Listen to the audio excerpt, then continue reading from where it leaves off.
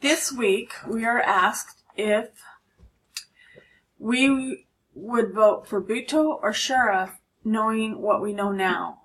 Who would we vote for? And Sharif and Bhutto traded places for almost 19 years as president of Pakistan. And both spent time in prison, and both got ousted from their government positions a few times. And both were accused and convicted of corruption, and both of them bounced back. But I have to say that despite the corruption of the government officials, as just part of doing business, I would still vote for Bhutto because she looks like a vote for change. And as a voting person, I'd always look for the change from how government was.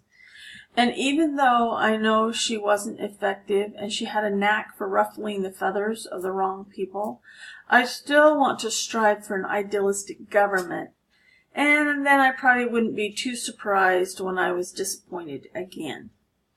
Bhutto was charismatic, resilient, and she was called the Iron Lady. And I probably would vote for her. And here's my sources. Thank you.